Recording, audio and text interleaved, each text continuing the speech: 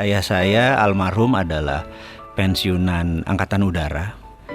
Dan pensiunan Angkatan Udara pangkatnya pun gak tinggi, hanya kapten. Jadi bisa dibayangkan, saya lahir di Mospati, di Madiun, asli Malang. Rumah kami yang termewah itu adalah gorden. Karena kami tidak punya perabotan, jadi gordennya dimahalin supaya dilihat orang bagus. Di dalamnya kursi pun gak punya gitu ya. Nah, masa-masa lagi disebut susah, sebenarnya kalau dirasakan ya nggak juga gitu ya. Karena hampir tiap hari ketawa juga tuh gitu ya. Makan apa adanya juga kita seru-seru aja. Jadi sebenarnya kata susah tuh sebenarnya nggak ada gitu ya. Dan jalan seperti biasa. Tapi ada moral lesson atau pelajaran yang saya dapat dari almarhum ayah saya adalah terpaksa nyambi kan. Jadi selesai kerja jam 2 itu nyambi pakai truk tentara itu ke cepungan tembakau. Ya memanfaatkan peluang-peluang usaha gitu ya. Nah pada saat itu saya ikut ayah saya masih 4 tahun 5 tahun di samping. Dan disitulah kesempatan saya belajar pelajaran bisnis Jawa, yang itu saya pakai untuk disertasi saya waktu sekolah dulu. Akhirnya saya menggunakan metode ini. Jadi ada ternyata untuk makmur itu katanya nanti Indonesia gemah rimpah rojinawi ijo royo royo itu ada kata toto tentrem kertora harjo gitu ya. Jadi untuk kertora harjo itu kita harus tentrem gitu. Nah untuk tentrem itu kita harus noto. Nah noto itu kan manajemen gitu ya. Dalam bahasa manajemen adalah getting things done through other people, menyelesaikan masalah melalui orang lain. Ternyata di Jawa itu melalui almarhum ayah saya cerita bahwa di Jawa itu toto itu ada 6 step, yaitu toto, titi, titis, tetek, tutuk, tuntas gitu.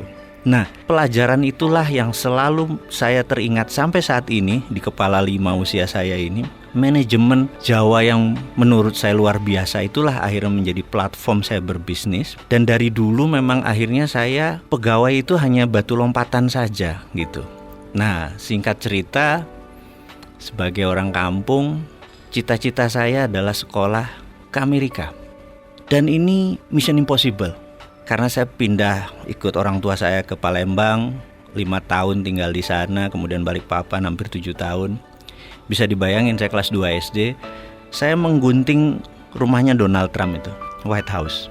Dan selalu saya bilang sama diri saya mau sekolah di sini. Suatu hari kalau zaman dulu kan kita main kelereng tuh, ngambil kelereng dari kantong, kelerengnya jatuh, gambar itu juga jatuh. Teman-teman lihat di Palembang, ngomong begini, apa nih? Aku bilang, aku nak sekolah di sana. Mak mano? Wong dusun gitu. Nggak mungkin. Saya bilang, enggak. Saya mau sekolah di sana itu gitu. Walaupun kita diketawain di garger-garger. Kelas 5 SD pindah Balikpapan sampai SMA. Sama. Ini lu gila lu katanya gitu dan lain sebagainya. Kelas 2 pindah Jakarta.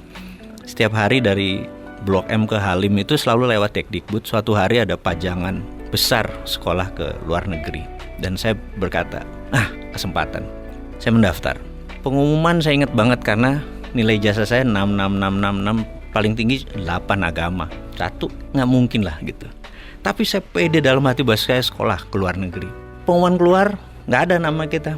Karena saya emang dari pertama mau ke Amerika. Sementara zamannya Pak Habibie itu, tahun 84, 85, 86 itu kan disekolahkannya ke Belanda atau ke Jerman gitu ya. Saya ngotot. Terus seminggu kemudian dapat surat harus ke Dekdikbud.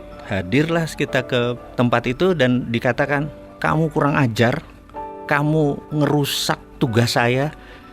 Kamu bahasa Inggris gak bisa, matematik jelek semua, tapi mau ke Amerika, ngimpi kamu gitu. Dan dimarahi. Intinya setelah 15 menit dia marah, kamu berdua berangkat ke Amerika. Kaget gitu. Karena rupanya ada 6 tempat ke Amerika yang daftar cuma kalian berdua. Jadi bagi saya itu banyak moment of greatness, bahwa kata siapa harus punya uang yang banyak, kata siapa harus punya sekolah pinter-pinter amat gitu. Yang penting adalah ya bondo nekat gitu loh. Pede aja dan gak pernah ngerubah mimpi.